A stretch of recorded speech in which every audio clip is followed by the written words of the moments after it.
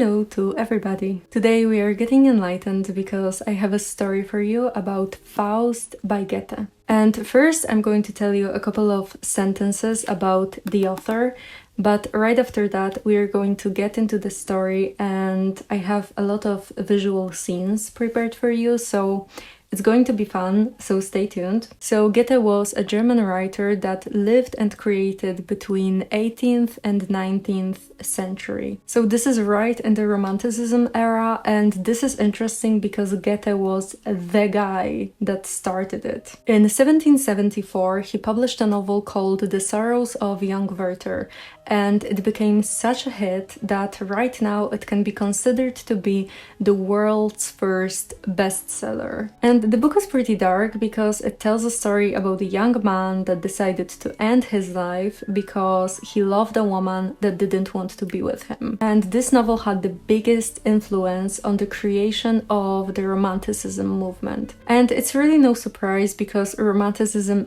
is basically that. It's very depressive, very dark, and usually the emotions take over the minds of the characters. And you see, Goethe was 25 when he published The Sorrows of Young Werther, so this is pretty young, especially for a writer. And yeah, this novel was really just an appetizer for what was going to come later. Because in 1772 he began to write a tragic play that would later become his magnum opus and would be considered to be one of the greatest works of German literature. And he worked on it for most of his adult life, and after 36 years he finally published the first part of the play. And then later in 1831 he finished the second part of the play, and he published it the following year, the same year in which he died. And the name of the play is Faust. So now we finally begin the story, and we are in heaven. And here we meet a couple of characters. We meet God, we meet Mephistopheles, and three archangels. We meet Raphael, Michael, and Gabriel. And at the beginning, the archangels, one by one, talk about how great the creation of God is and how beautiful everything is, and they mostly concentrate on nature here. And when they finish, Mephistopheles comes closer to God, and he's like, well, God, if you're asking how the world is doing, then I'm just going to be real with you, because my language is not as noble and beautiful as the language of the archangels. And then Mephistopheles starts to complain about the people on Earth, and he says that men just torment themselves, and then he adds, he might appreciate life a little more, he might, if you hadn't lent him a gleam of heavenly light. He calls it reason, but only uses it to be more a beast than any beast as yet. To which God is then like, do you always have to complain? Does nothing ever go right on earth? And so Mephistopheles answers, no, Lord. I find, as always, it couldn't be worse. And then he adds that he even stopped bothering people on earth because people just do the suffering themselves. And so now God starts to talk about Faust, and he calls him God's first servant, and he says that soon he will lead him to a clear water because he sees a very great potential in Faust. And to this, Mephistopheles gets very interested in Faust, and he tries to make a bet with God that he's going to be able to lead Faust away from the god's plan. And so God agrees to that because he believes that Faust is a good man.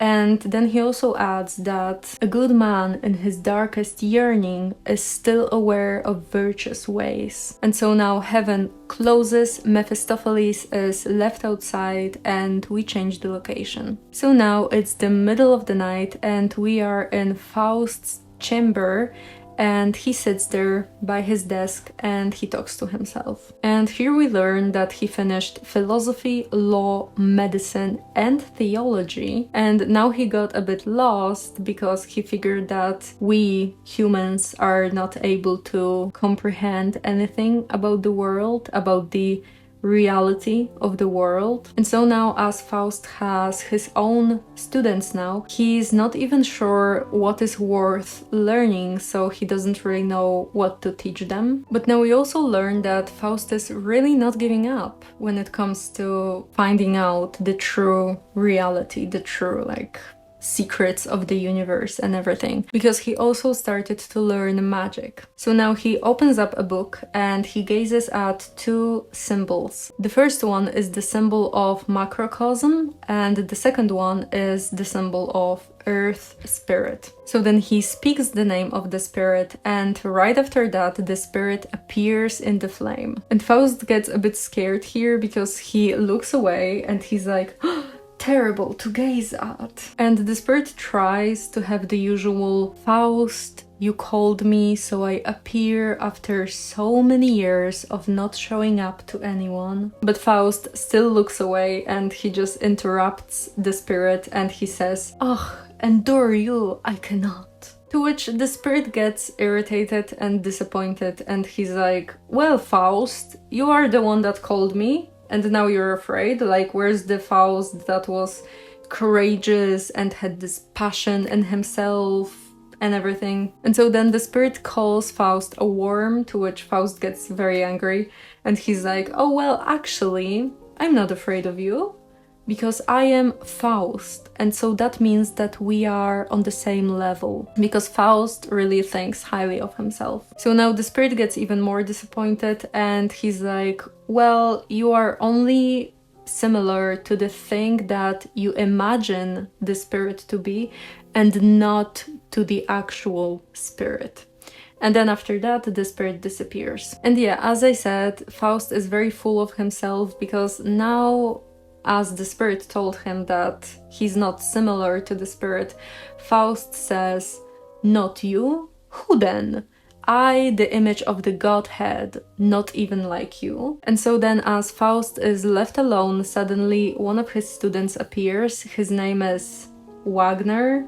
I don't know if you say it like that because this is a crazy pronunciation for me, but yeah, let's just continue with Wagner. So Wagner appears in the room and Faust is not very happy about this because Wagner is below him when it comes to the knowledge. So for Faust, talking with Wagner is just a waste of time. But they talk for a while and after that Wagner leaves. And then we get to a big monologue by Faust, during which he finds a flask full of poison.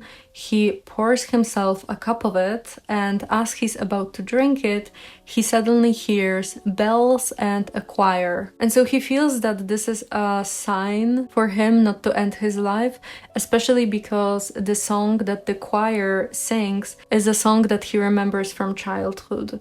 So he just listens to it and he begins to cry. So now we change the location and we are in front of the city gate, and there is an event today because it is Easter, and you can say that there's a lot of people outside, a whole crowd. And in this crowd we see Faust and his student from before, Wagner. And Faust here gets very excited about the spring and he says a lot about the nature around, and he also says that he actually enjoys being here with the common folk because he feels like an actual human here. And Wagner says here that it is an honor to walk with Faust here because he would never come here himself because he feels a lot of aversion towards the simple form of entertainment. And so as they walk, suddenly an old farmer comes close to Faust and he thanks him for coming and he offers him a jug full of fresh ale. So Faust accepts it and he drinks it, and then the old farmer tells the story about how many years ago during the plague, Faust and his father went into the common folk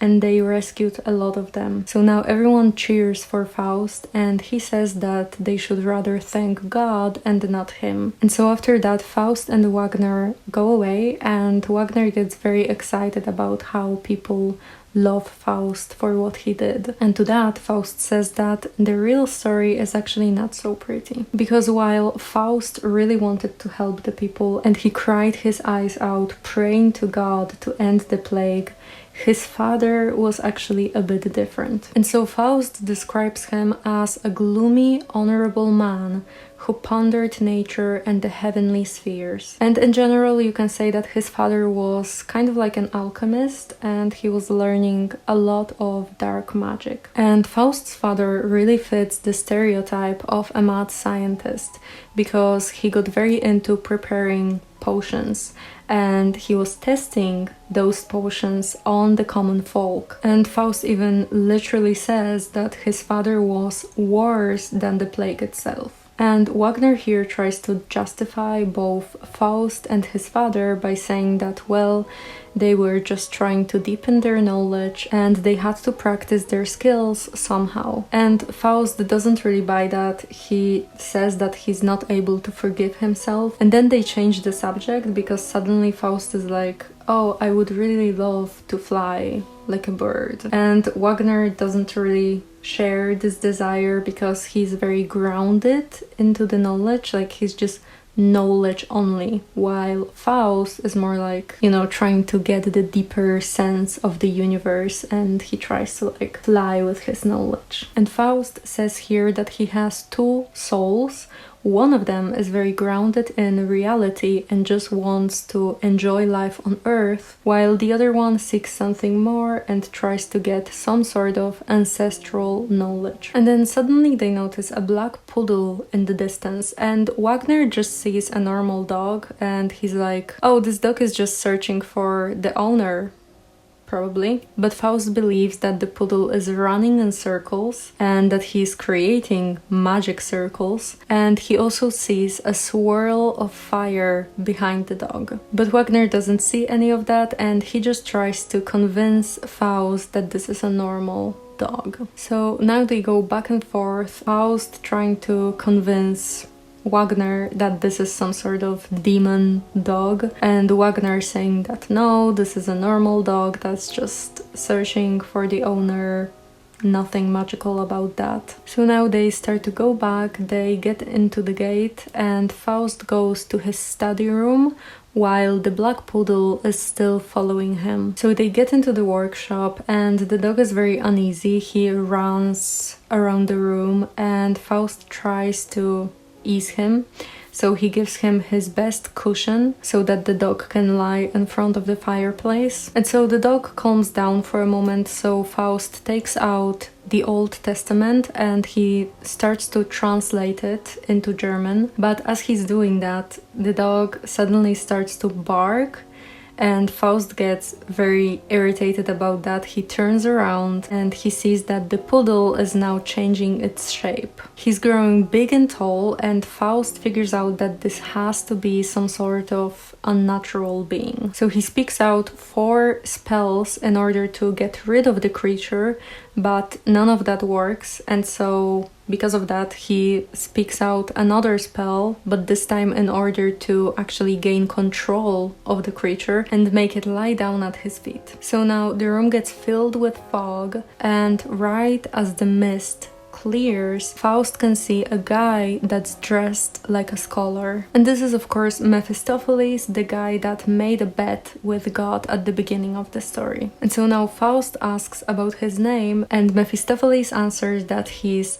part of the power that would always wish evil and always works the good. And he also says that evil is his true element, and that he is a part of the darkness from which light emerged. And so they talk for a while about the nature of Mephistopheles, but after that he is like, okay, can I actually leave now because I need to go somewhere? And Faust answers that, yeah, no problem. And if you ever want to come back, then you have the door, the window, the chimney. And to this Mephistopheles says that there's actually a problem because there's a pentagram at the door and he's not able to go out because of it. And so Faust asks him, well, how did you get in then?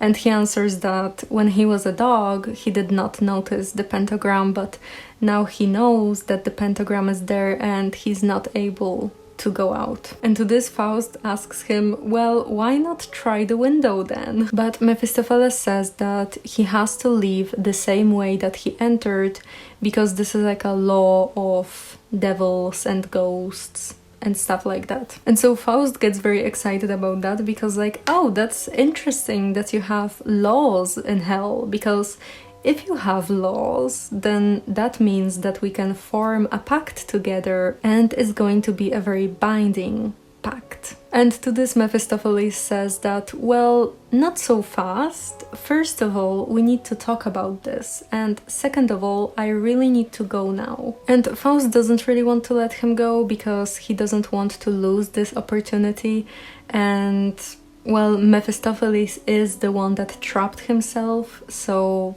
this opportunity probably is not going to happen anytime soon. So then Mephistopheles says that, okay, I'm going to keep your company, but let me do a couple of tricks just so we can have a good time here.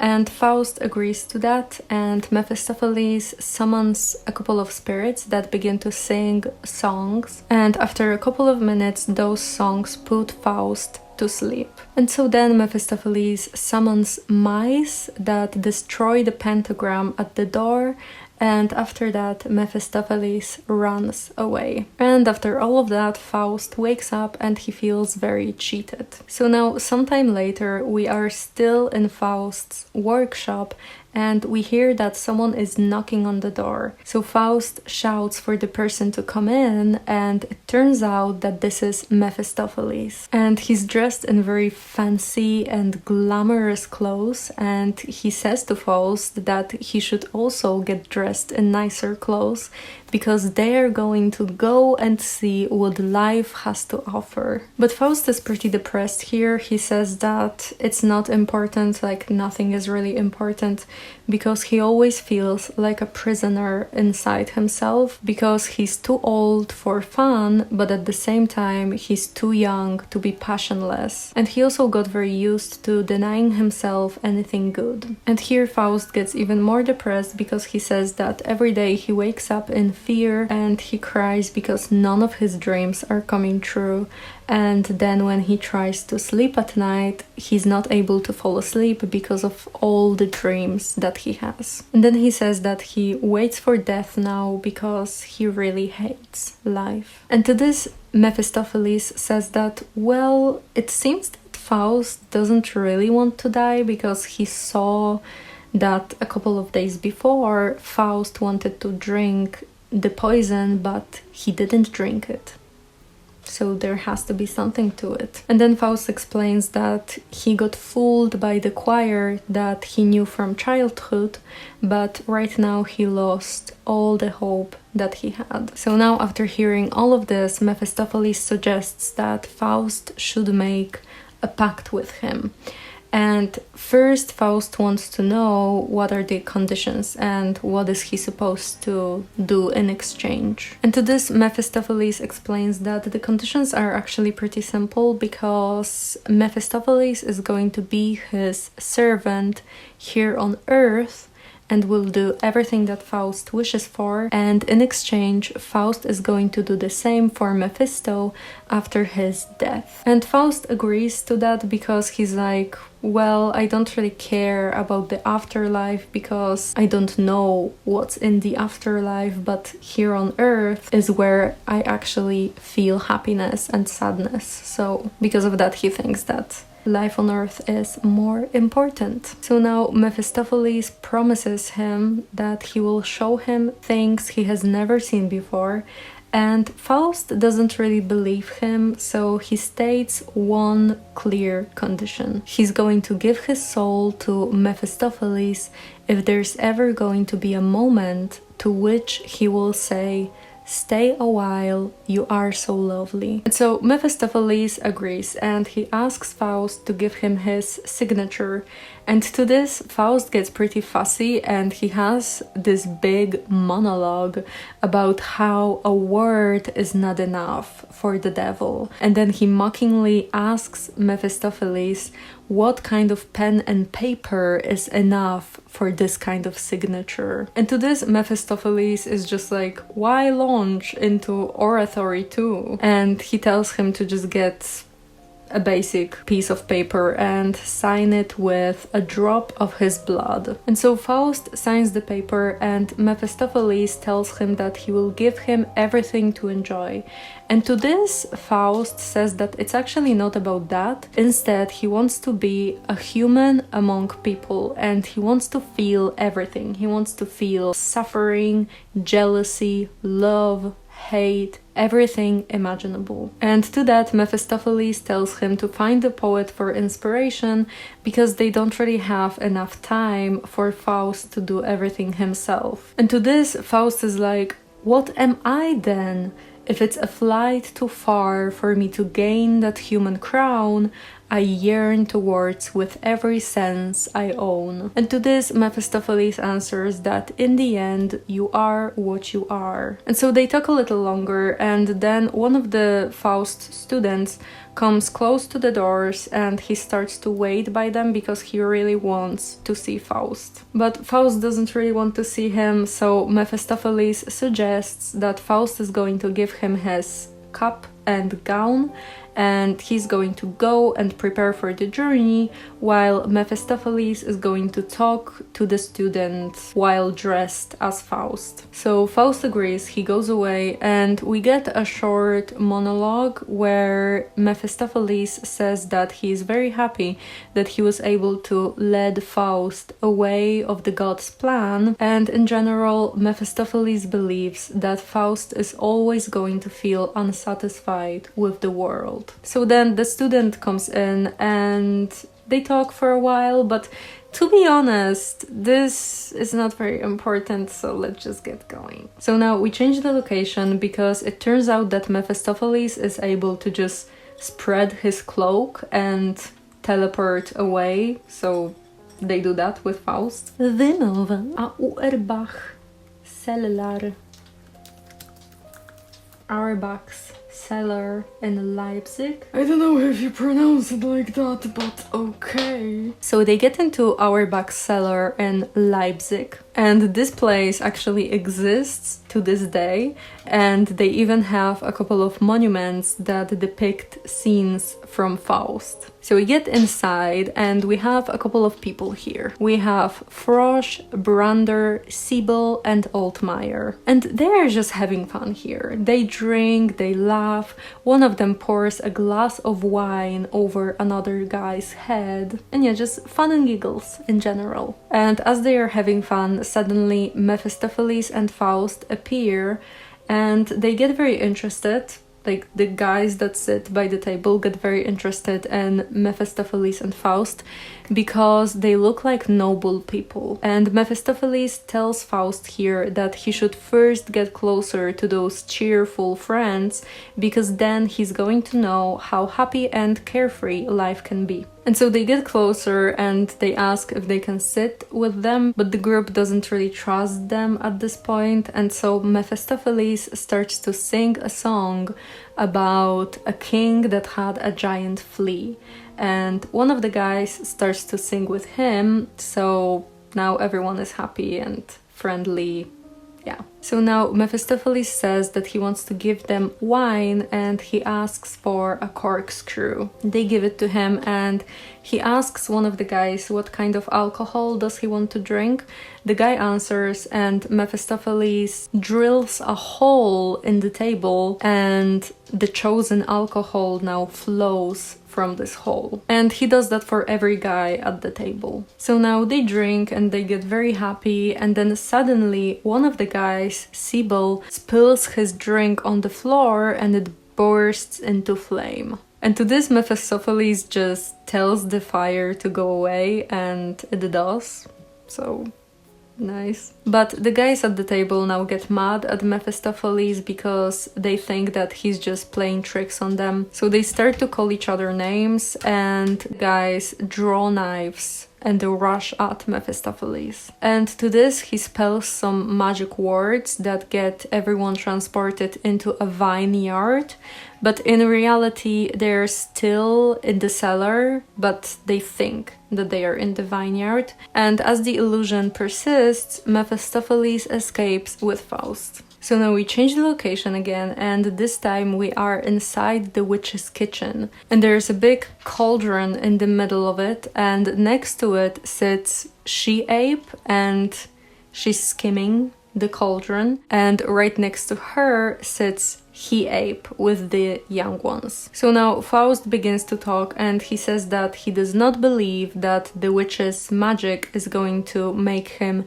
30 years younger. And to this Mephistopheles says that there is another way of getting younger, but Faust would have to move to the field and live there like a peasant. So Faust is not very excited about that, because that's not really the life that he wants.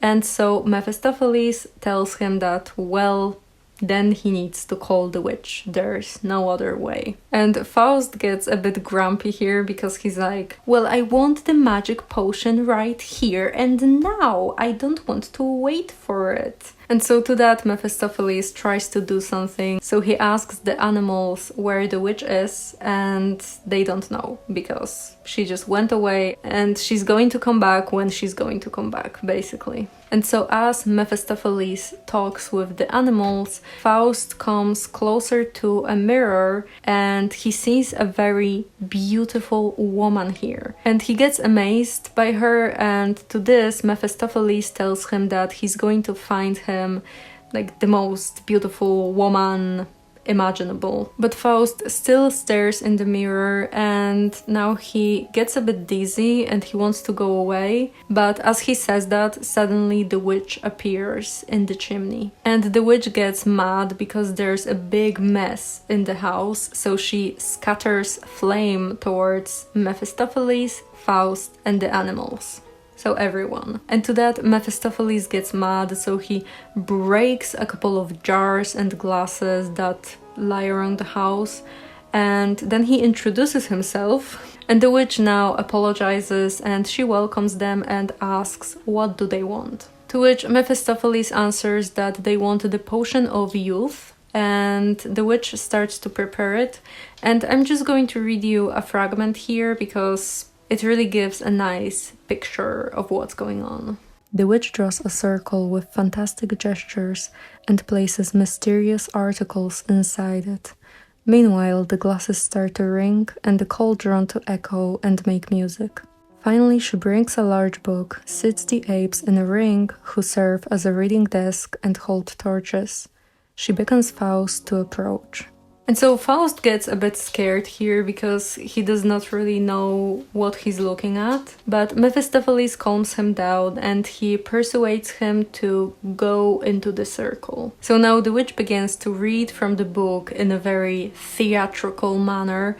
And to this, Faust gets even more irritated and he wants the witch to hurry up. And so she does. She pours the potion into the cup and she gives it to Faust. And so he drinks it, and right after that Mephistopheles tells him that right now they need to run, because the potion needs to spread evenly through the body. And at first Faust wants to stay a little bit longer because he wants to look at the woman in the mirror, but Mephistopheles tells him that he's soon going to meet her in person. So now we enter a new location, the street. And here we have two characters. We have Faust and a new character, Margaret. And the situation here is pretty uncomfortable, because Faust is like, "My lovely lady, can I offer you my protection?" And to this Margaret answers, "Not lovely, nor the lady you detected.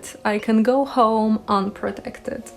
And then she leaves. And then Faust begins to say how wonderful she is, even though this is like the first time that he saw her. And he also says that she's even more charming because of how fast she got rid of him. And so then Mephistopheles enters the scene, and Faust says to him that he must get that girl for him, because otherwise their pact is done.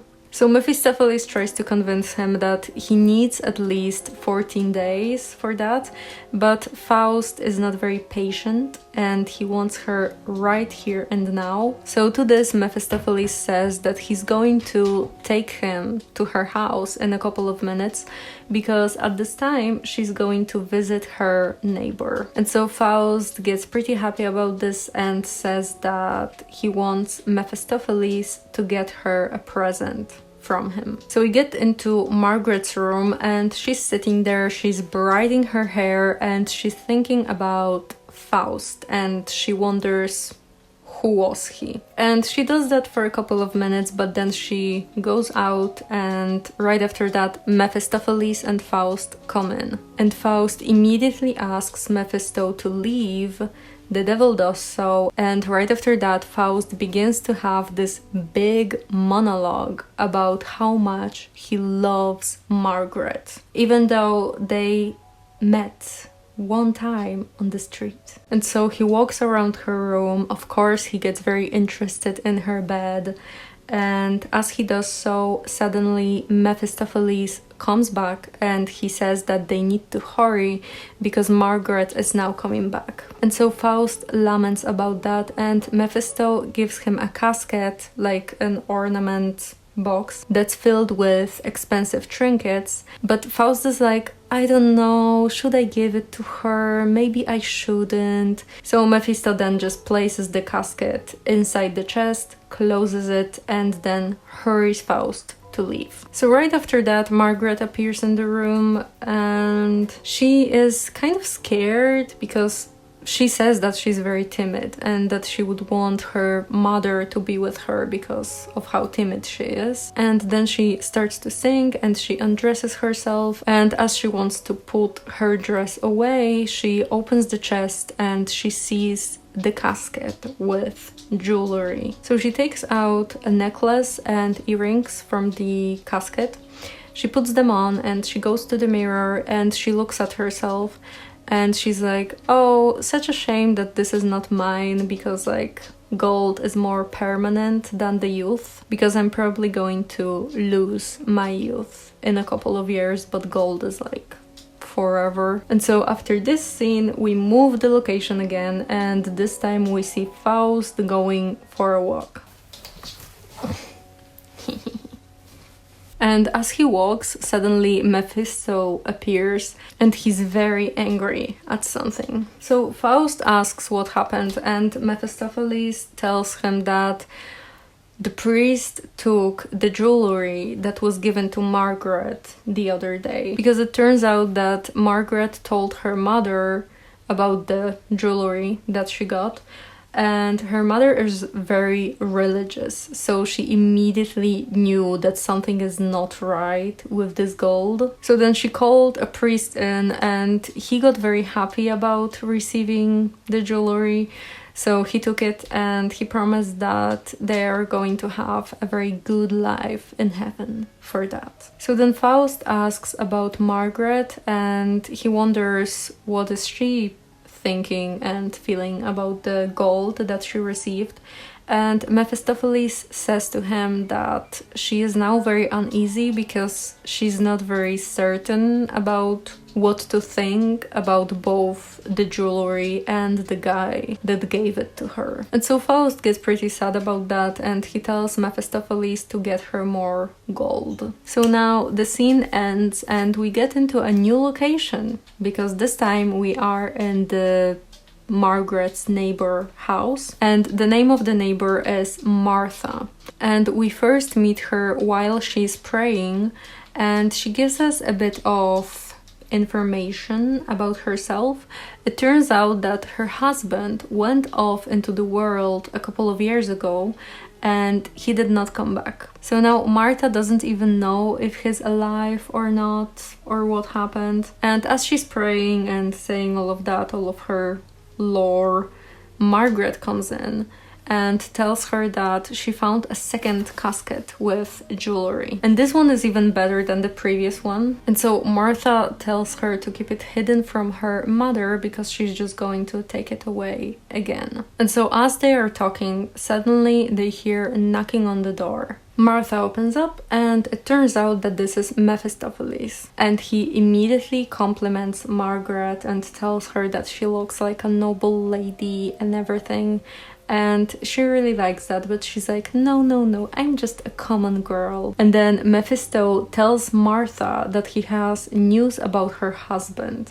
And it turns out that he's dead. So Martha, of course, starts to lament about that, and as she's still sad and crying and stuff, Mephistopheles tells her that she should find a husband, a new husband, or at least a lover. And then Mephisto tells her that her husband was crying while he was dying, and he said that he hates himself for leaving his wife. And to this, Martha is like, oh, I forgave you a long ago. But then right after that, Mephisto says that her husband also said, although God knows she was more to blame than me. So Martha gets angry and calls her dead husband a liar. But then it also turns out that her husband robbed a ship full of treasure. And to this, Martha gets kind of excited because she's like, oh, where's this treasure? But Mephisto then tells her that he gave all of that to his lover. So now Martha just gives up with her feelings for her dead husband. And as Mephisto is about to leave, Martha tells him that she wants to have a witness to her husband's death, and she wants to have it printed in a newspaper. So Mephisto says that he will bring a second witness, and they all agree to meet in the garden tonight. And so after that, Mephistopheles leaves and we change the location. And we are back on the street. We have, of course, Mephistopheles here, and we also have Faust. And Faust is very impatient here. He asks a lot of questions. He's like, how goes it? Will it be? Will it soon be done? And so Mephisto tells him about the plan and tells him that he needs to be a witness to Martha's husband's death. And to this, Faust is like, oh, so we are going on a journey then, because I need to be a witness to the death. And Mephisto says that, no, silly, you just need to say that you're a witness. You don't actually have to be one. And Faust doesn't really like the idea of that. But Mephisto tells him that, first of all, that won't be the first time for Faust to lie. And second of all, the faster this matter will be resolved, the faster Faust is going to be able to get with Margaret. So then after that, Faust agrees. And so a couple of hours later, we get into the garden and we have here Margaret and Faust. They're next to each other and she's holding his arm. And we also have Mephistopheles and Martha talking to each other. But they're like, you know, far apart. And Margaret says here that she knows that she's not the best companion for a nobleman such as Faust, and she also knows that he just flatters her. To which he tells her, a glance, a word from you feeds me more than all the world's wisest lore. And then he kisses her hand.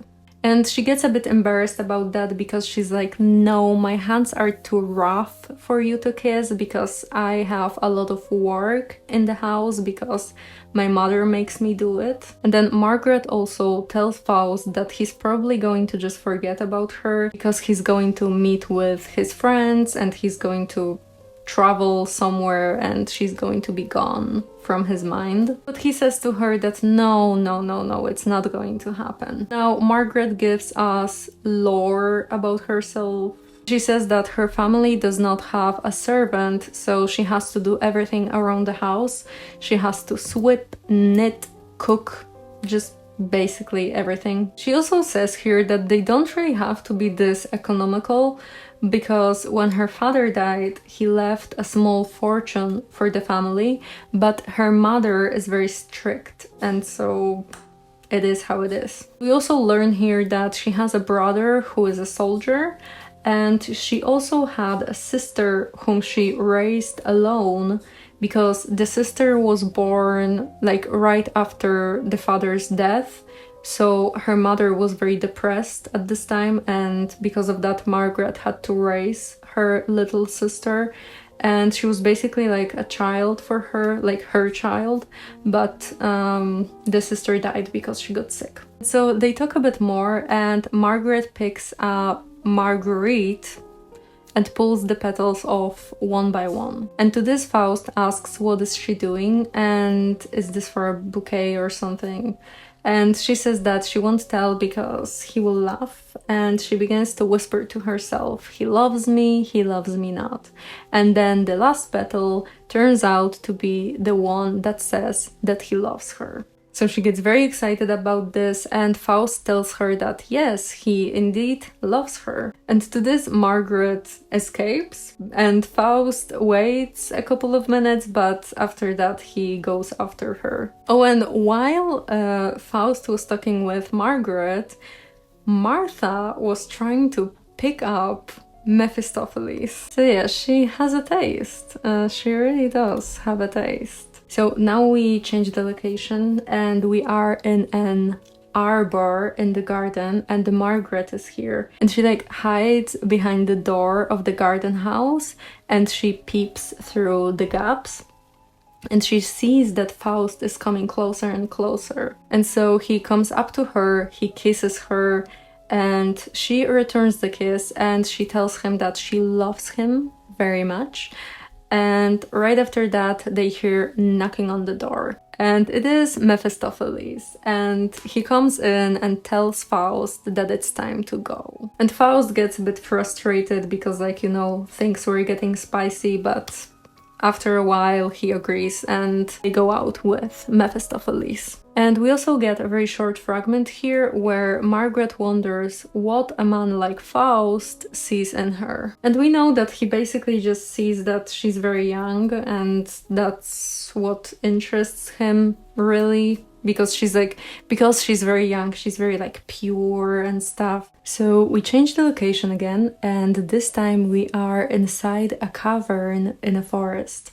And you should remember this scene because I'm going to go back to it later in the video after the story ends, when I'm going to give you some thoughts about enlightenment. And here in the cavern sits Faust contemplating his life, and he says that he got everything that he ever wanted, but right now he just knows that nothing can be perfect for mankind. And on top of that, he also has Mephistopheles as his companion now, who only fills his heart with desires that cannot be satisfied. And so now, as Faust says all of that, suddenly Mephistopheles comes in, and he's very unhappy that Faust is just sitting here enjoying himself in the cavern, so he tells him to find something new and exciting to do. But Faust doesn't really like the idea of that, and he just tells Mephistopheles that right now he's just ruining his good day. And to this, Mephistopheles gets mad because he's like,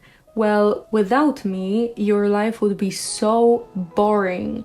And in fact, you probably wouldn't even be alive at this point because you would have taken your own life. So now Mephistopheles complains both about Faust hiding in a cavern and about being mad at Mephistopheles. And Faust says here that actually he got like a new power of being by walking in nature, but to this Mephistopheles tells him that he's not going to last here very long, and he starts to tempt him by talking about Margaret and reminding him about her, because it's been a couple of days since meeting with Margaret, and right now she's in her room and she misses Faust very much while he's just hiding in the forest. So Mephistopheles tempts him with the information about Margaret missing him. Oh, and also a quick thought, because while I was reading this scene, it got kind of interesting to me, because I think you can imagine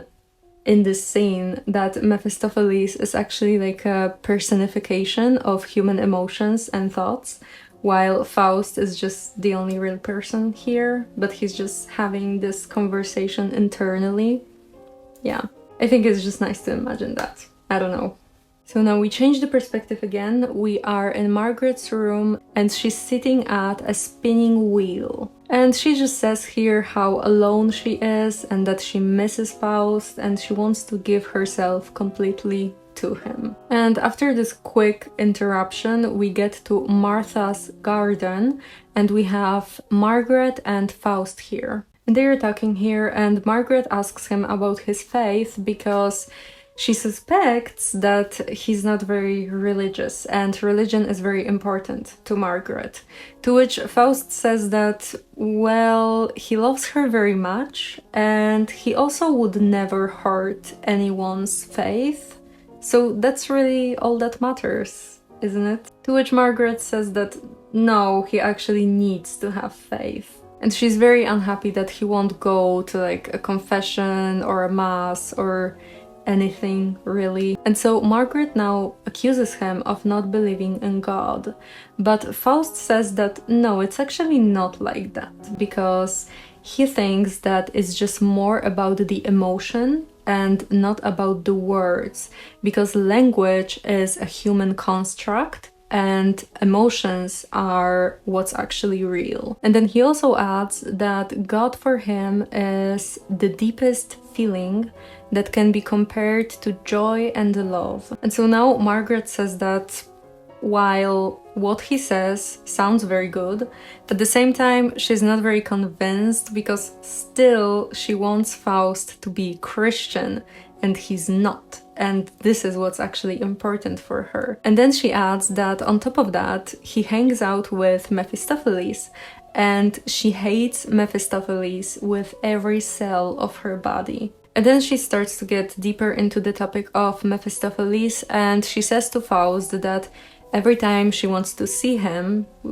when she wants to see Faust, she dreads this moment of seeing him because it always means that she's going to also have to see Mephistopheles. And she also adds that she's able to see that there's no spirit of love inside Mephistopheles. And to all of this, Faust just says that, oh, it's just antipathy from her. So Margaret now says that she has to go, and to this Faust is like, well, I really want to get closer to you, like, is there a possibility maybe? And she answers that while she would love to be intimate with him, at the same time she's not able to do that right now because her mother lives with her and she would hear everything. So Faust now gives her a potion and he says that she should pour 3 drops of it into her mother's cup and that will make her sleep very deeply. And Margaret takes the potion and she says that she's just not able to say no to him, and then she leaves. And right after that, Mephistopheles comes in and it turns out that he was listening to this whole conversation and he says to Faust that Margaret is just leading him by the nose, and Faust gets angry at him for that. And then Mephistopheles asks if tonight is going to be the night. And to this, Faust gets even more angry and asks him not to interfere. So now we have a short scene by the fountain and we have Margaret here and also a woman named Lisbeth. And Lisbeth now tells her a story about Barbara, their friend, and she's not very nice when it comes to this story because she's like, oh, Barbara got so many gifts from this one guy and she was like a picture of loveliness. How shameless of her. But now Barbara finally got seduced, she lost her virginity, and after that he left her. And Margaret actually feels sorry about Barbara, to which Lisbeth is just like, why are you pitying her? And then Lisbeth also says that even if the guy would take Barbara as a wife, then still she's going to be punished by the folk. And so after that, Lisbeth leaves, and I'm going to read you what Margaret thinks because I find it very interesting and like, I feel like it's still fitting to our modern times, and it's always very interesting when you have a book that's so old, like Faust, but at the same time you read it and you're like, oh, that makes sense, that could be written today, and it would fit the situation that we have. So yeah, interesting. How proudly I'd revile her then whenever some poor girl had fallen. I couldn't find words enough, I mean, to pour out scorn for another's sin. Black as it seemed, I made it blacker. Not black enough for me, oh never. It blessed its own being, that proud self. Yet now I'm the image of sin, myself. Yet all that drove me on to do it, God, was so fine, oh so sweet. So then we have an even shorter scene. We have Margaret, who comes close to a shrine that has a painting of the Virgin Mary in front of it. She sets out fresh flowers next to it, and then she begins to pray. And as she's praying, she starts to cry, and she begs the Virgin Mary to save her from shame and destruction. So now we move the location. We are in front of Margaret's door, and here we meet her brother, Valentine the soldier. And here he says that he remembers when some time ago he was drinking with his friends and he was bragging about how his sister is so pure and perfect and wonderful, everything. But now everything changed and people taunt him about Margaret losing her purity. And then he hears that someone is coming, so he hides, and he says that he's going to kill whoever seduced his sister. So now Faust and Mephistopheles show up, they come closer to Margaret's door, and right after that Valentine steps out of his hiding. So they start to fight, and Mephistopheles guides Faust through the whole fighting scene. And then suddenly Valentine falls and Mephistopheles escapes with Faust. And then Martha appears in the window with Margaret, and they immediately recognize that this is Valentine, so they run down the stairs, they come closer to him, and as Valentine is dying, he screams for everyone to hear that Margaret is a whore. And then he also tells Margaret that now that she lost her virginity, she's soon going to allow the whole town into her bed. And he also says a couple of things more here. This is basically like a very big monologue about Margaret being a whore. And after that, he dies. So now we change the location again. We are in the cathedral during a mass, and we have Margaret here. She's standing in the crowd, and there's also the evil spirit behind her. And the evil spirit reminds her about how pure she was just a couple of months ago when she was praying here with a pure heart. And so then the evil spirit tries to make her feel guilty, and he reveals to us that Margaret actually killed her mother unintentionally with the potion that she got from Faust. And now the choir starts to sing about the day of wrath, which basically sends Margaret into a panic attack.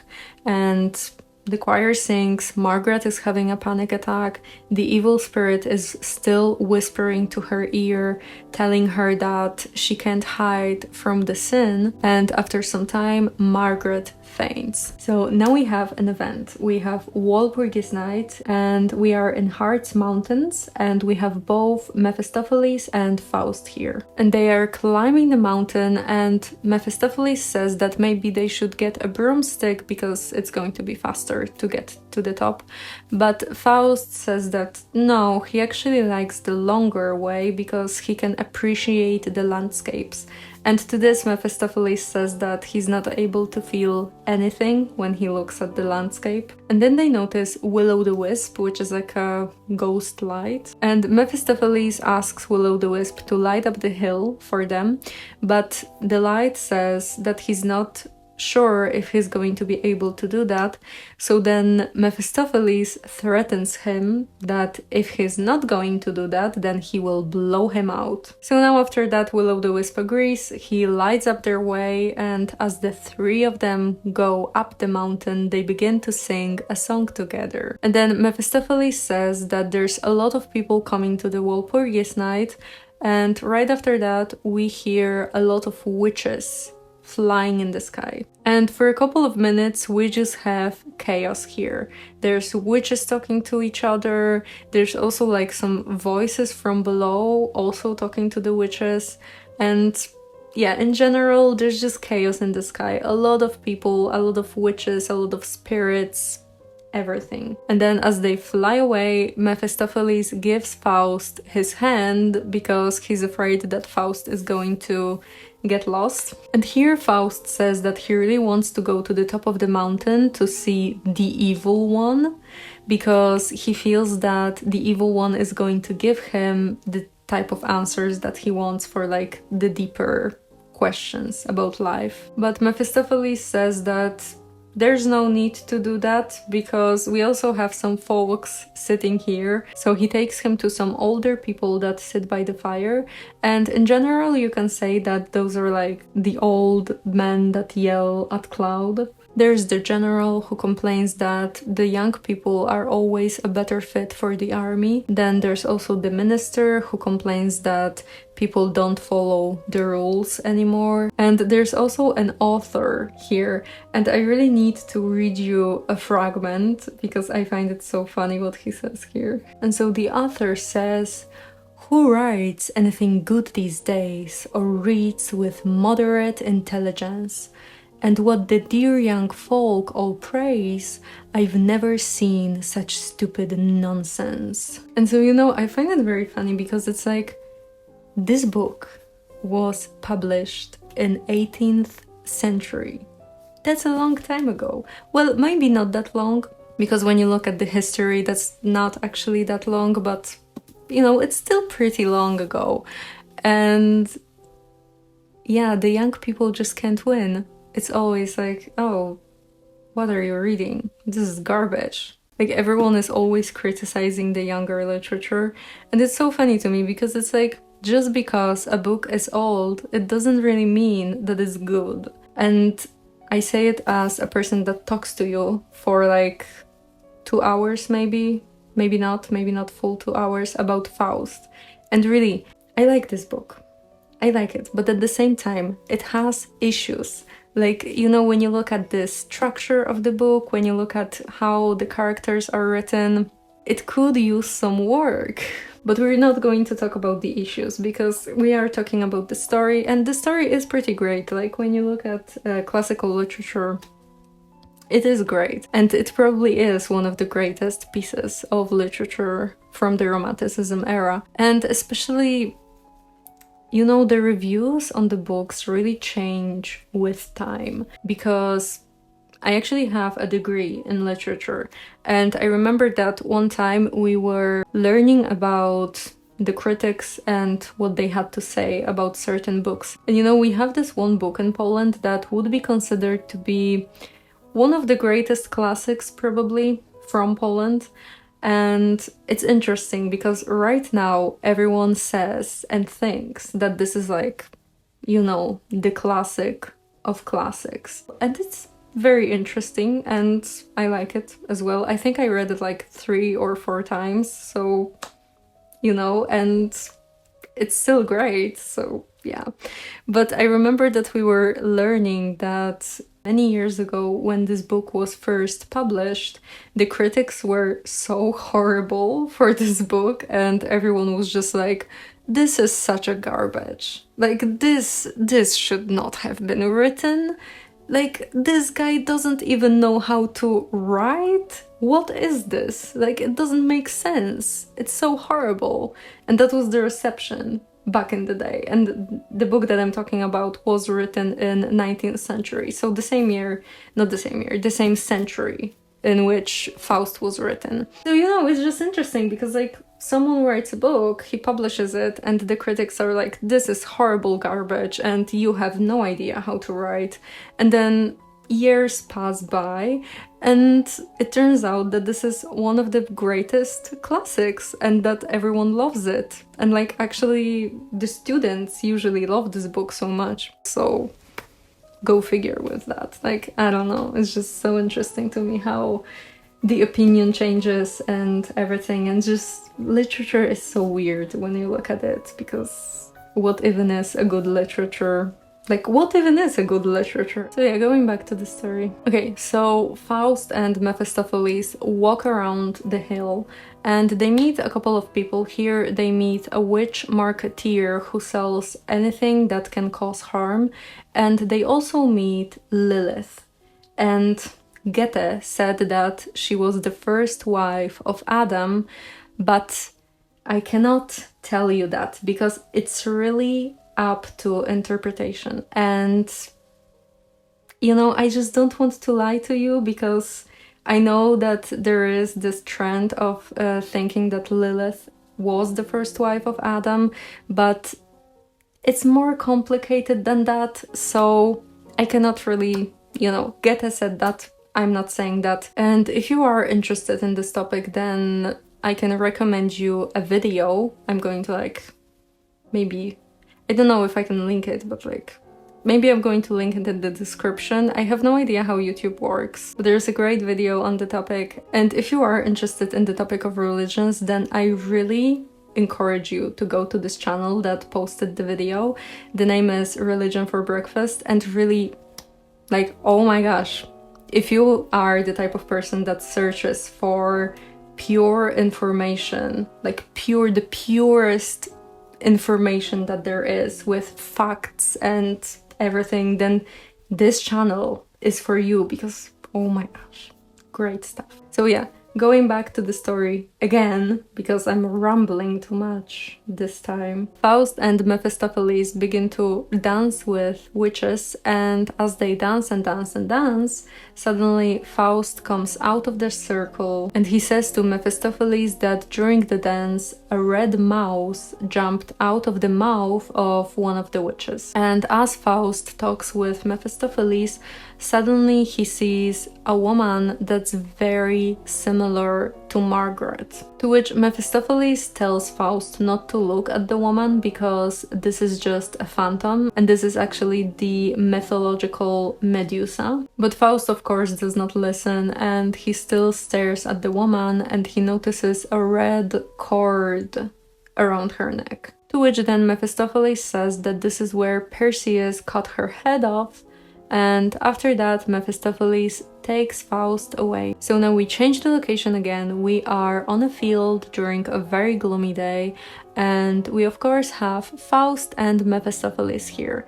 And we begin with Faust being very angry because he just learned that Margaret has been locked up in prison as a criminal. And Faust gets very angry about this. He yells at Mephistopheles, and Mephisto doesn't really care that much. He doesn't really care about Faust's emotions. He doesn't care about Margaret. And he even says that she is not the first one to get lost in the darkness. To which then Faust gets even more angry, and now he wishes for Mephisto to turn into a dog so that he could trample him. And to this Mephistopheles laughs because he's like, well, you are the one that wanted to join the dark forces. So, and besides, it was your desire to be with Margaret and to seduce her. So, you know, Mephistopheles only helped the desire, but Faust was the one that initiated everything. So you can't really blame Mephistopheles too much here because it came from Faust, like everything came from Faust. And I feel like it has to be the intention of the book because it's said numerous times in the book that people are horrible and that humans' nature is horrible and humans just really hurt themselves. Like, you don't really have to help humans when it comes to hurting themselves. But eventually Mephistopheles starts to work with Faust again, and he says that he's only able to put the jailer to sleep, but Faust has to be the one that's going to bring Margaret out of the prison. So now, change of the location, we are in a dungeon, and we see Faust with a bunch of keys and a lamp, and he's in front of an iron door. He gets closer to Margaret's cell and he hears a very disturbing song coming out of it.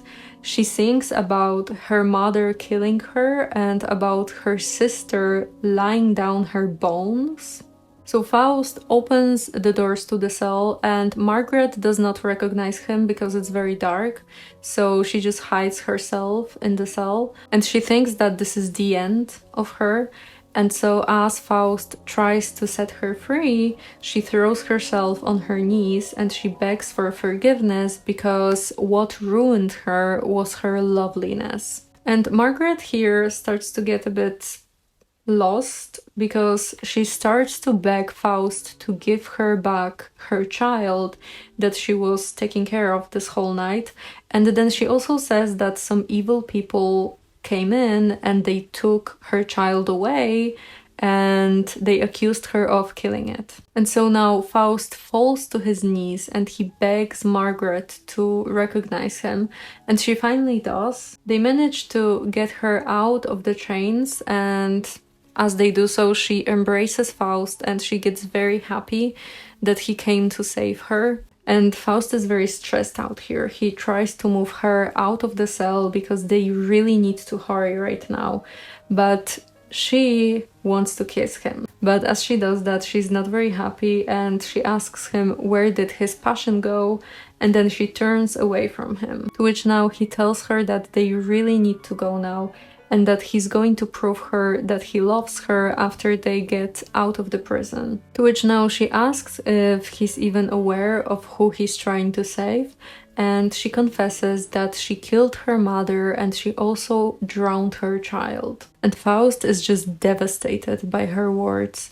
And then she adds that he has to live because he has to take care of her family's grave, and she also adds that she wants to be buried with her child next to her mother and her brother. And then he begs her to go out of the cell, but she says that she's only going to go if what waits for her is death, because there's just no hope for her.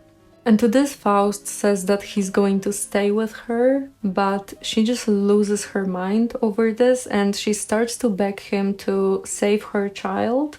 And then she has this hallucination about her mother sitting on a mountain and waiting for her. So Faust grabs her, but she breaks free, and now they see that the sun starts to rise. And with the sun, Mephistopheles comes in and he tells them to hurry up. But Margaret just yells for the god of judgment to save her, and after that they hear a voice coming from above that says that Margaret is saved. And so she disappears and Mephistopheles vanishes with Faust. And so this was the first part of the play, and from this point things get weird because the second part is strange. And really, I feel like when I was reading it and I was reading the second part right after the first part, I really felt that the second part is not edited in a way, because, you know, usually when you are a writer, I have no idea how Goethe's process looked like, but for a lot of writers, the process is that you write the first draft. And usually it's a lot, because the first draft is really for you to just kind of figure out what the novel is going to be about, and then you edit that and you go to the second draft and the third draft and the fourth draft, and there's just a lot of drafts. And writing a novel for a lot of writers is usually kind of like making a sculpture, I would say.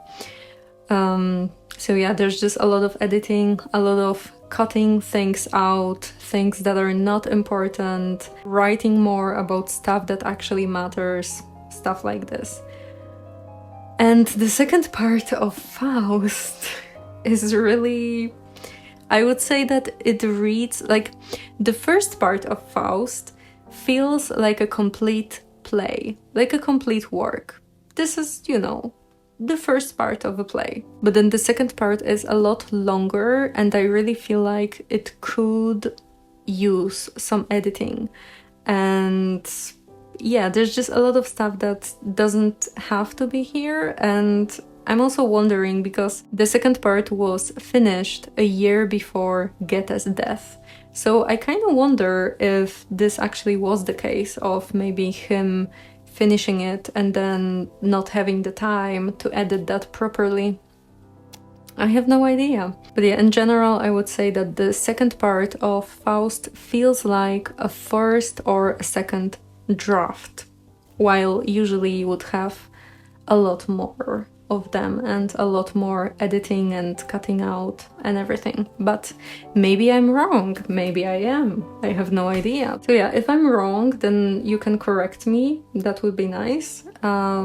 But I'm just giving you my perspective on it. So now we get away from the previous setting, and while before we concentrated more on Faust and Margaret, now we are going to concentrate on the Emperor. So we are in the Emperor's castle, specifically in the throne room. And we have Council of State here, we hear the trumpets, and right after that, the court attendants come in and everyone is splendidly dressed. And after that, the Emperor approaches the throne with an astrologer at his right side. And now the Emperor asks where the jester is, and someone from the crowd says that the jester fell on the stairs and they had to drag him away, and no one really knows if he is dead or drunk. But as the Emperor is listening to that, someone approaches him and offers to replace the jester. And of course it is Mephistopheles. So the Emperor agrees and Mephisto sits next to him. So now the Emperor starts to listen to what his people have to say. And yeah, tale as old as time, everything is bad, everything is hard. The world is falling apart. The Chancellor says that there is lawlessness in the country and that guilty people avoid being punished and the judges are corrupt. Then the Commander-in-Chief says that no one listens to his commands, and also so much crime is happening that he doesn't know what to do with that. Then the treasurer says that everyone is poor and that people just care about themselves and about their own financial status. And now the last one, the steward, says that even though he tries to save as much as possible, everything is just getting more and more expensive, so he does not really have enough money for everything that he needs. So then the Emperor asks Mephistopheles about his thoughts on this subject, and Mephisto just praises his rule, and then he advises that the lack of money should be covered by mining gold from mountain caves. And he also says that the one who will bring the gold to the light is a man gifted with mind's power and nature's might. And the Chancellor doesn't really like this idea, and he says that nature is sin and mind is the devil. So yeah, go figure. But then the Emperor says that he's very tired of not having enough gold, so he asks Mephistopheles to fetch him some of the gold that he was talking about. And Mephisto says that he should actually do it himself, because then the people are going to praise him for it. And so the Emperor now says that he wants to go and search for the gold immediately, but the astrologer stops him and he starts talking to him. But in reality, it is said that it's not the astrologer that is talking, because Mephistopheles is always prompting the astrologer. So in reality, Mephistopheles is the one that says all of that. And so he says now that the Emperor should first restrain his urgent passion, because who wants good must first be good. And to that, the Emperor says to his people to celebrate, and then he leaves. And now we have an event. We have Carnival Mask that happens inside the Emperor's castle. And it's just chaos here. Like, really, it's just chaos. No real information that would develop the story, or at least I didn't find the information that would develop the story. It's just lots of references to mythology and also lots of flowers. So it is kind of nice to read, but at the same time, you know, it doesn't really have that much information, like the actual core information that would be good for the story. So I'm not really going to summarize that. You can read it if you want, but yeah, let's just say that there was a carnival mask and it happened, it was chaotic, and we get to the next day now. So we get to a beautiful garden, there's morning sun in the sky, and there's also the Emperor, his court, Faust and Mephistopheles. So they talk for a moment about the carnival here, and as they are talking, the steward comes in and he says that he has some very good news. Because it turns out that the state's debts were paid off. And then the chancellor comes in with a scroll that's worth thousands of crowns. And it is said here that the scroll is covered by the goods buried on the emperor's land, the ones that Mephistopheles was talking about. And we learn here that the citizens are very happy about this scroll and that the papers quickly spread around the world, and now every bank grants loans for them. So this is basically like a creation of paper money here. Now the emperor gets very excited about all of that, and he entrusts both Faust and Mephistopheles with the treasure underground by making them custodians of the riches. So now everyone celebrates and they plan out what they're going to buy, and as the celebration is going on, Mephistopheles and Faust leave and we change the location. So now we get into a gloomy gallery and we have Mephistopheles here with Faust. And Mephistopheles asks why did Faust bring him here, to which Faust begins to complain that the emperor wants lots and lots of stuff from him, and now the emperor wishes to see both Helen and Paris from Troy. And Mephistopheles is like, well, that's not an easy thing to do, because it turns out that the ancient world is guarded by the mothers, and they are very terrifying. So now Mephistopheles says that if Faust wants to get Helen of Troy to the emperor, then he has to go to the mothers himself. And he gives him a small key that's going to lead him in the right direction. And Mephistopheles also tells him that he needs to find a glowing tripod and he needs to bring it back to the earth. So Faust takes the key, he starts to walk in place, and then he sinks into the ground. So now we get to a new location. We are in the brilliantly lit halls, and we have the emperor here with Mephistopheles and a bunch of noble people. They all wait for a play to start, but as they wait, slowly more and more people begin to beg Mephistopheles for some sort of help. And we have here a blonde lady that wants a cure for her freckles. We also have a dark-haired lady that asks him to cure her frozen foot because it's preventing her from dancing. And then a lady comes in and she says that the man that she loves flirts with another woman. And then also after that, a page comes in and he says that he's in love, and that itself is a problem.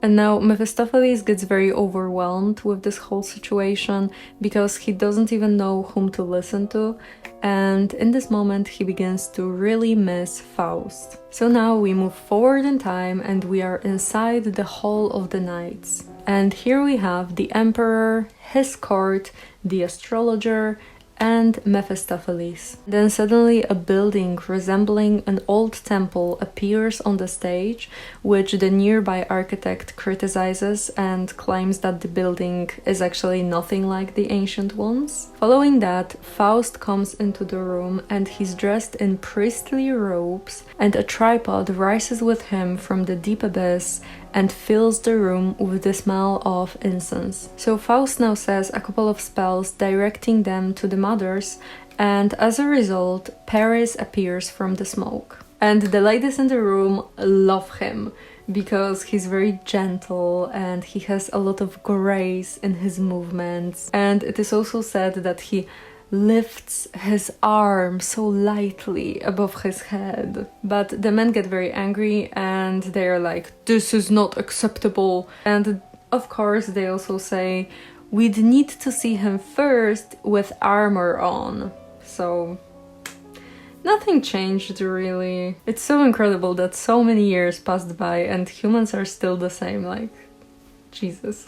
So as they're talking, suddenly Helen comes out from the smoke and Faust falls in love instantly because she's very beautiful, and like this is the only requirement, I guess, for Faust to fall in love. So now the women start to criticize Helen, and they say that her head is too small and her feet are too big and just, stuff like that. And in the same moment, Helen comes up to Paris, she kisses him, and then she goes away. But soon after, Paris wakes up, he goes up to Helen, lifts her up, and as he's about to carry her off and basically kidnap her, Faust runs up to him and he touches him with his magic key. And as a result, we hear an explosion, Faust falls to the ground, and then the spirits vanish, and following that, Mephistopheles comes up to Faust, he takes him on his shoulder, and they disappear. And after those events, we find ourselves inside Faust's old study room,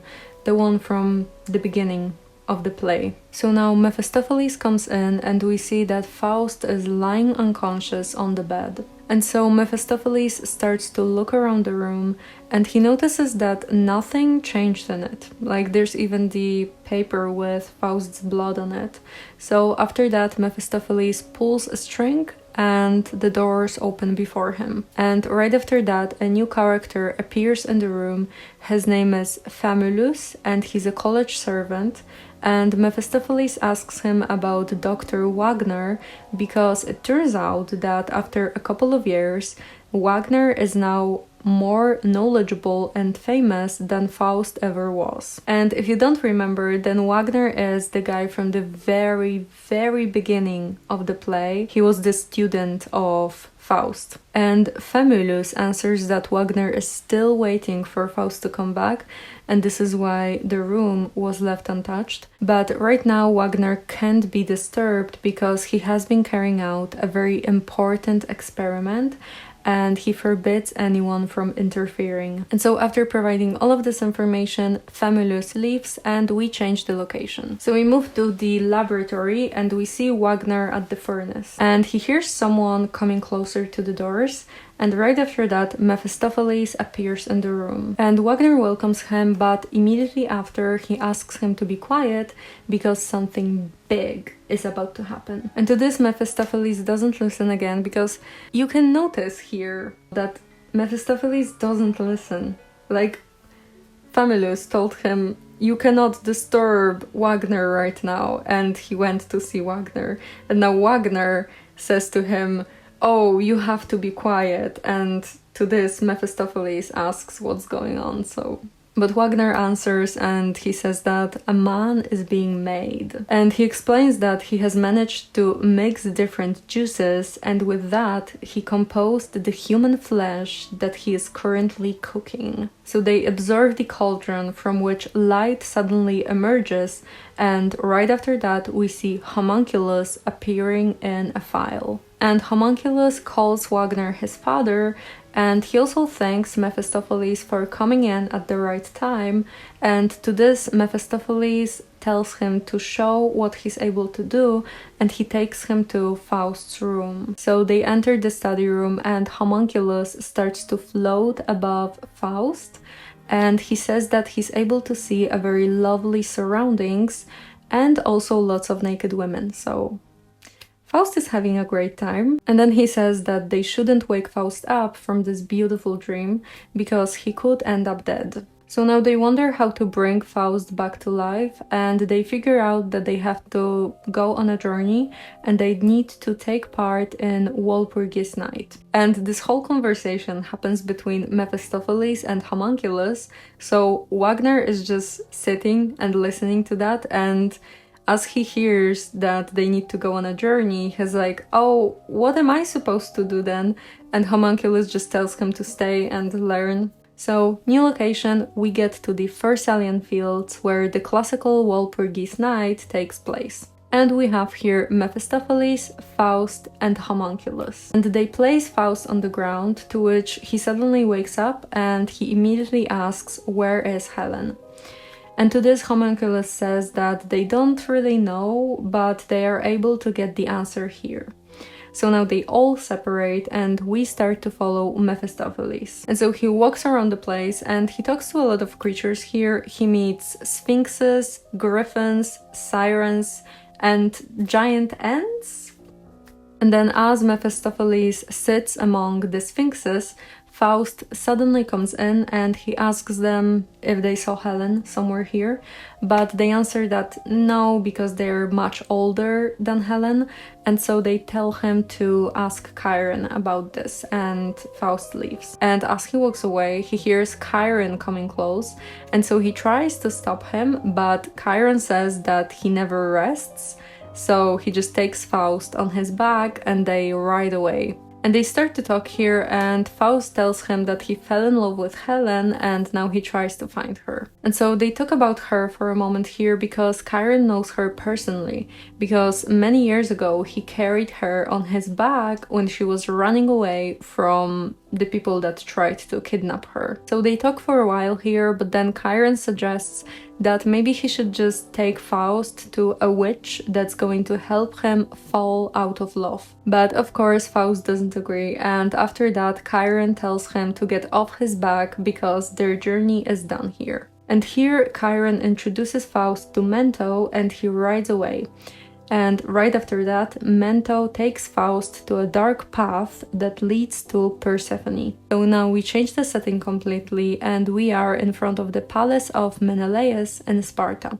And here Helen enters, and in general you can say that she's very happy to be here because she's finally home again. But then she says that she's been sent ahead to the city by her husband, and she's not very sure about the meaning of that because she doesn't know if she's coming here as a queen, a wife, or maybe a slave.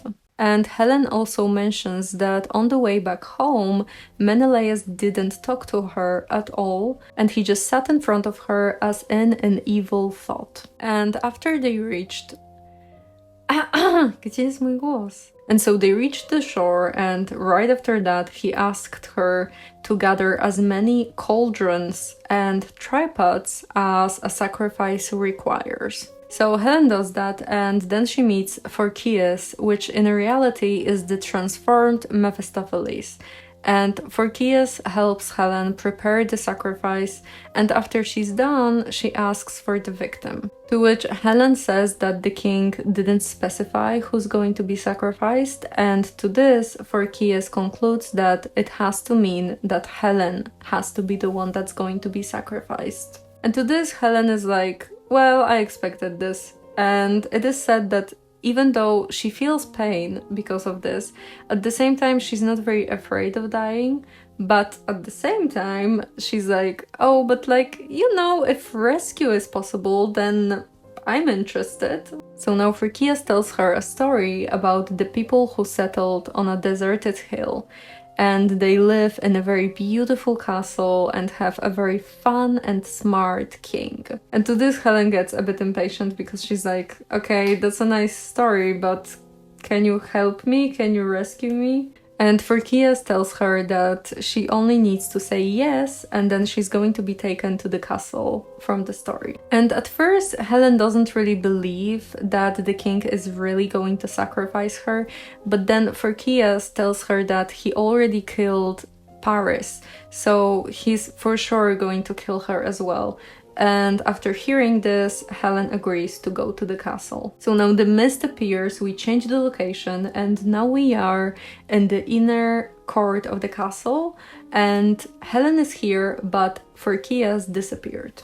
And suddenly servants appear, and they carry various precious objects that they used to build a throne before Helen. She then sits on it, and soon after, Faust appears at the top of the staircase in a costume of a knight from the Middle Ages, and he descends slowly and gracefully. And he also holds a man in chains at his side, and after he comes closer to Helen, he's like, oh, this man is guilty because he did not report you coming here, and you deserve the best reception possible, so do with him what you will. So now Helen asks the man to explain himself, and he says that he was just blinded by her beauty, and that's why he did not announce her, because he was staring at her and admiring her. And to this, Helen feels a bit guilty because she feels like she possesses men, even though she doesn't want to do that.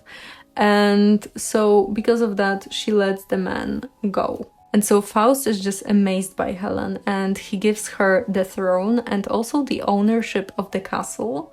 And he tells the servants that they need to serve her now and basically make her life perfect. And to this, Helen says that she wants Faust next to her on the throne.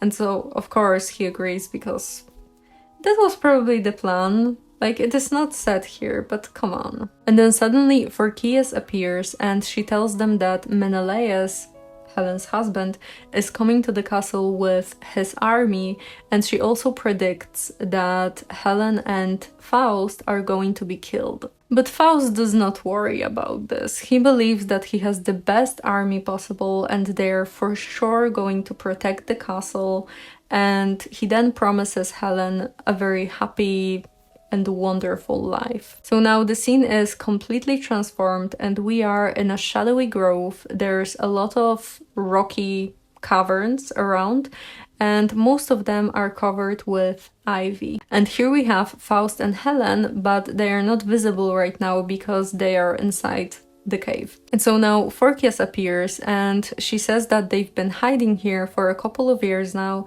and she's the only one that grants them service, and because of that we get some information. So first of all, the cave is actually enormous and it has lots of holes and courts inside. And second of all, they have a child and he's a very happy boy, very loved by both of them. And now the three of them appear and we learn the name of the boy, which is Euphorion. And right away he begins to say that his biggest desire is to jump high in the air, and to this Faust is not very happy and tells him that it's very dangerous to do that. And then Euphorion says that he prefers war over peace, so that's not that nice. But in general you can say that he's very bubbly, lively and full of energy. And next, I guess we have like a speed run of his whole life, because he climbs to the top of the rocks to see the whole world and he sees Greeks fighting for their freedom. And he has a very big desire to become a hero, so he spreads his wings and he flies away. But just like a second after that, he falls at his parents' feet and his physical body disappears. And we also hear that he shouts for his mother from the depths. So Helen then says goodbye to Faust and she asks Persephone to take her as well. And after that, her body vanishes, but her dress and veil remain in Faust's hands. And now Phorkys shouts to him to hold tight onto them, because otherwise demons are going to drag Helen to the underworld. Now we get to a scene that feels like such a fever dream, because you see Helen's clothes now dissolve into mist, and the mist surrounds Faust, it lifts him up in the air, and then it drifts away with him. And this is only the beginning, because now we change the setting again and we see a very high mountain, and we see that the cloud approaches the mountain, it stops and then it separates and Faust comes out of the cloud. And then we see that 7 league boots approach Faust, they stop next to him and Mephistopheles comes out of them, and then the boots go away. Amazing. It's just amazing. So now they talk, and Mephistopheles tells him that the sight of mountains is very familiar to him because the floor of hell is a very similar place. But Faust doesn't really want to listen to him and his stories. To this, Mephistopheles asks him if nothing brings him joy anymore, even though they did so much together. And Faust answers that he in fact desires something, but he wants Mephistopheles to guess. So Mephistopheles tells him that he should probably go to the capital city, because there's just a lot of stuff going on and, you know, fun and party and the crowds and everything. But Faust says that it could never contain him, so then Mephistopheles says that if he was in his place, then he would probably create for himself a pleasure house in a very pleasant place with a lot of beautiful women. But Faust doesn't want that either. And then he finally says that what he wants is power, and that he wants to keep the ocean away from the shore and urge it backwards towards its own deep place. But then suddenly their conversation is interrupted because we hear military music from the distance.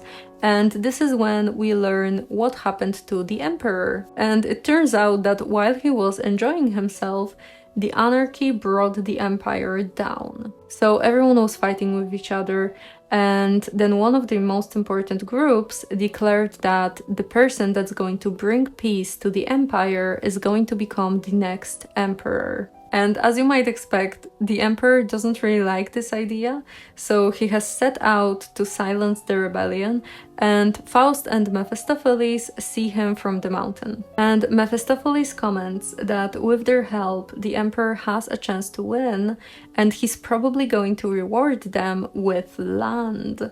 So Faust gets very excited about this. He's like, we have to go.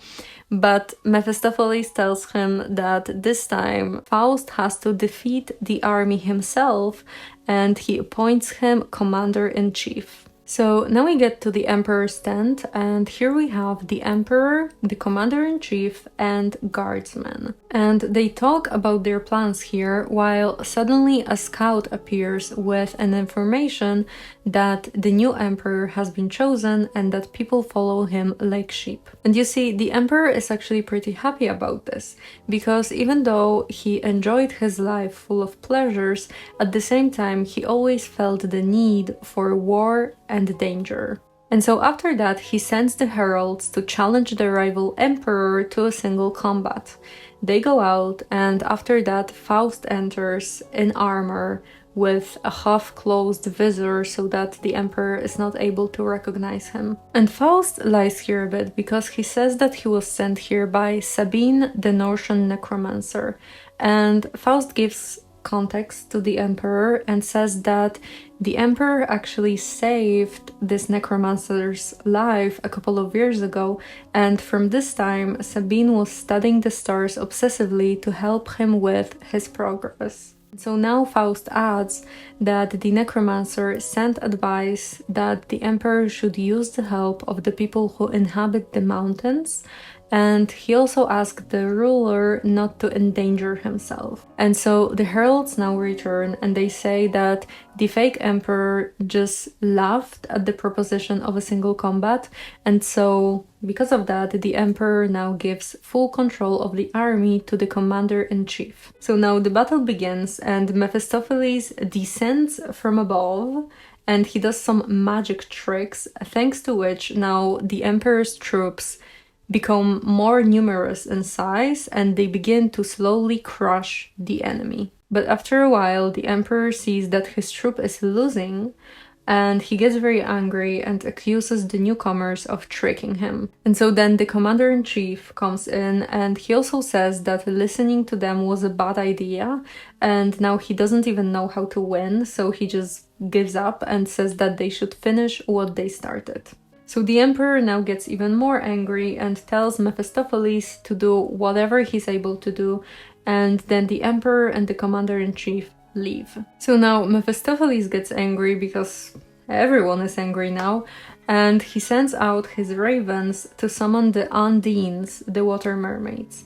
And at the command of the mermaids, water begins to flow from the streams, which drowns the enemies. And thanks to that, the emperor's troops win. So now a couple of years passed by, and we learn that Faust got wide expanses of land from the emperor. But there's one little piece of land that Faust does not own, and he's very unhappy about this. And on this little piece of land stands a small cottage where two elderly people live, and their names are Bosses and Philemon. And they don't really want to move out of the cottage, even though Faust promises them a very large piece of land in exchange, but you know, they're sentimental and they really like their cottage. And so now we see Faust in his palace, and he's described to be in a very old age. He walks around his possession while suddenly he hears that a boat is approaching the port. And he hears the sound of a bell that rings on the shore.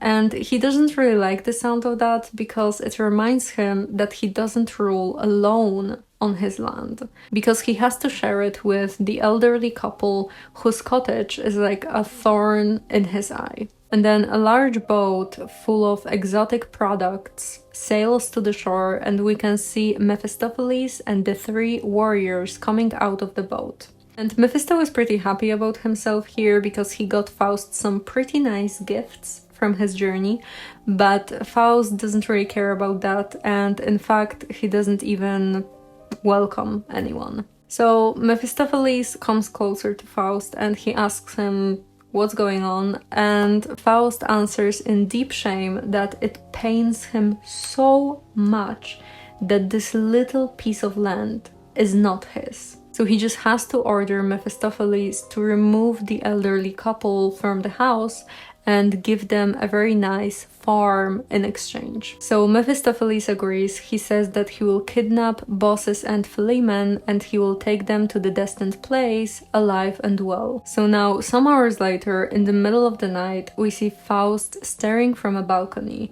and he notices a fire that destroys the elderly couple cottage and the lime trees nearby. And as a result, Faust feels pretty moved, but only for a couple of seconds, because right after that he's like, no, actually they should be thankful because I'm going to give them a big farm and they're going to enjoy their last years in peace.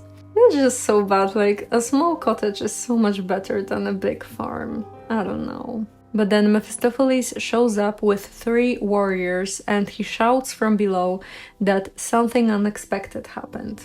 And so it turns out that they knocked and knocked on the door, but it remained locked. So because of that, they forced their way in and they noticed that the elderly folk died from terror. And then as they were inside the cottage, the hot coals scattered around and they set everything on fire. And so now Faust gets very angry and he says that he wanted them moved, not dead. And then he watches the dying glow of the fire and he regrets that he gave the orders too hastily. So now, the same day, a couple of hours later, we have midnight and we see that four grey women enter the scene. And their names are Want, Guilt, Care and Necessity. And the three of them, Want, Guilt and Necessity, say that they are not able to enter the place because the owner of the palace is very rich. And Care says that she's going to come in because Care is always able to slip inside,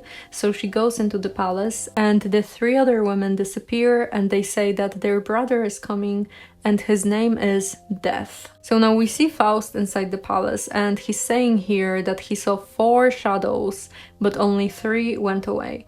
And it turns out that he heard the last word spoken by them, which is death. And because of that, he starts to think about his life. And he thinks that he was a human until he started to get into the dark magic, and he really wishes here that he could go back in time and burn all the bridges and unlearn everything about magic. And as he's saying all of that, suddenly the door creaks and Care enters the room. To which Faust gets scared and he tries to chase her away, but she says that she's at the right place, so she's not going anywhere. And then he composes himself a little bit and he says that he just doesn't want any magic spells here. The shadow then asks him if he haven't known Care in his life, and to this he answers that he basically did like a speed run through the whole world and every possibility that was available to him. And then he says that he desired, achieved his course, desired again, and so with force stormed through life. And then Faust tells her to go away and says that he doesn't want to even recognize the power of Care. So then Care says, lifelong all you men are blind, now Faust, be so to the end. And then she breathes in his face, which makes him blind, and then she disappears. And now Faust says that he needs to finish what he started, so he wakes up his slaves and tells them to grab their tools. Following that, we get to the great outer court of the palace. Mephistopheles appears here, and right after him, Faust comes out of the palace and he's listening to the sound of the shovels. And in general, his plan is to drain the swamps in order to gain fertile land, which he would then give to millions of people. And he also says here, "I wish to gaze again on such a land, free earth, where a free race in freedom stand. Then, to the moment I dare say, stay a while, you are so lovely." But right after he says this, he suddenly weakens, he falls to the ground, and following that, Mephistopheles says, "No bliss satisfied him, no enjoyment, and so he tried to catch at shifting forms. The last, the worst, the emptiest of moments, he wished to hold at last in his arms. Though against me he tried to stand, time is master, age lies on the sand. The clock stands still." So now we get to the burial site. I have no idea how you say this. I don't know how to say this. I don't know English enough.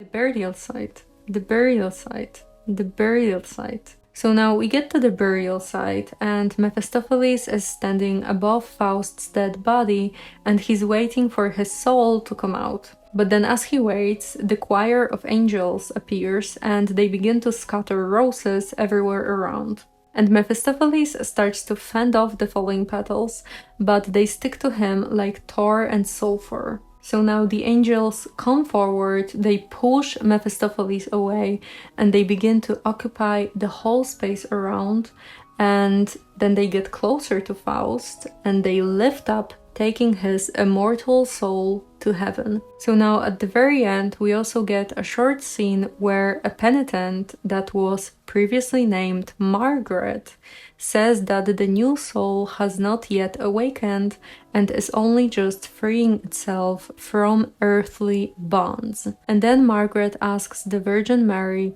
to allow Faust to enter a new world and to also allow Margaret to teach him here. So as a result, the Virgin Mary orders Faust's soul to enter the higher spheres. He does so, and the play ends here. That was the story of Faust. And now you might ask, where's the Enlightenment? And well, of course, people have a lot of ideas about Enlightenment. And there's also lots of religions that talk about Enlightenment. And I'm not able to tell you about every religion because, frankly, I don't really have the knowledge to do that. But I want to tell you about Buddhism here for a moment. And I know that I'm probably wrong when it comes to connecting Faust and Buddhism because, like, come on, Faust is very based in Christianity. But at the same time, Buddhism is very close to my heart, and I really feel like I saw the core teachings of Buddhism in Faust. And so I don't know if that was intentional, it probably wasn't, but at the same time I just want to tell you about this because I find it intriguing that, you know, Faust really has the core teachings of Buddhism. So yeah, I guess let's just have some fun with it. And so I'm going to keep it very short and simple because I don't really want to like convince you to believe what I believe. I just want to give you a core idea of Buddhism and a couple of examples from Faust, and that's going to be it. Also, I don't really want people to come out of this channel being very opinionated, because I really believe that it's very good for you, for a human, to receive information without this emotional reaction, you know, like not being like, oh, this is right, this is wrong, oh my gosh. So yeah, let's just have some fun with Buddhism here. So the core idea of Buddhism is the Four Noble Truths. And the first truth is that life is dukkha, which it often translates to suffering, but it's not really suffering. It's more like dissatisfaction with life. So, you know, you don't really have to like suffer to feel dukkha. It's more about just I don't know, being like, oh, I'm not really happy. I don't know why. Like, everything is fine, but I'm still not happy. Like, there's just still something that is not here, you know? So this is like an overall dissatisfaction with life. And throughout the story, we see that Faust constantly feels that. Like, constantly, always in the state of dukkha. And no matter what happens externally, he always ends up dissatisfied with his life in the end. And Faust even talks about this himself, because there is this one scene in the cavern. It was in the first part of Faust when Margaret was still alive. He says that even though he got everything that he wanted, he's still unhappy with his life and he's still dissatisfied. This is like a core idea of Faust, actually, that Faust is just never satisfied in the end, even though he got so much from Mephistopheles. So yeah, so we can say that this appears in Faust. We see that Faust really is in the constant state of dukkha. And then we have the second noble truth, which is that dukkha is caused by tanha, which translates to thirst and craving. And we have three types of cravings, which are craving for sensuality, craving for becoming, and craving for not becoming. And Faust goes through all of them, because when it comes to craving for sensuality, we can see that Faust really craves being intimate with Margaret and then Helen. So, you know, this is the sensuality because it's all about the emotions and the states of the body, I would say. And then we have the craving for becoming, which is when Faust craves being a very powerful guy with a big castle. So becoming is kind of more about the ego, because when it comes to sensuality, then it's more about the states of the body and feelings and everything, like what you experience. But becoming is more about what you are, or not really what you are, it's more about how you perceive yourself and how you think others perceive you, like everything that your mind tells you about yourself. So yeah, Faust also goes through it, and he also wants to be this powerful being. And there's even this one part where Faust wants to part the sea from the shore.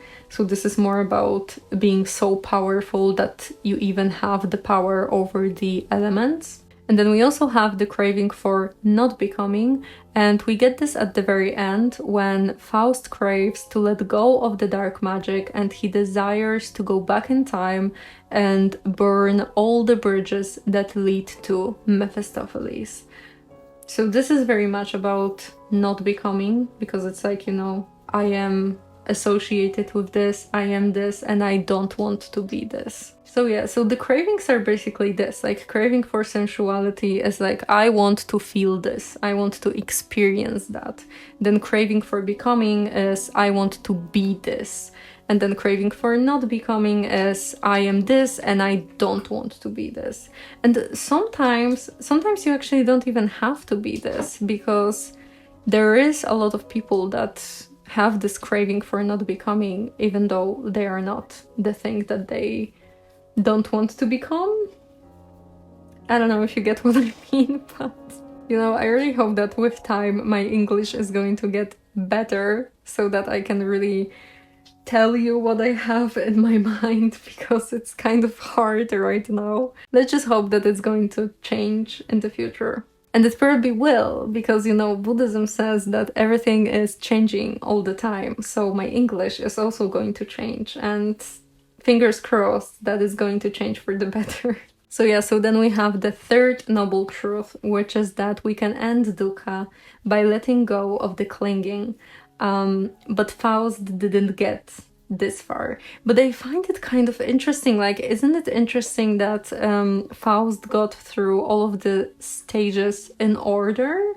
Like, when it comes to the previous points, because it's like life is dukkha, and we see Faust being very unhappy with himself, even though he got all of the knowledge that he wanted to have. And yeah, then we have the cravings, and they also go in order. Craving for sensuality, first we have Margaret, then craving for becoming. This is when he's like, oh, I'm going to be this powerful being, and I'm going to be the king, and you know, everything, and I'm going to have a big castle. And then craving for not becoming at the end, when he's like, no, I don't want to be all of this. No, no, no, no, no. It's so interesting that he went in order.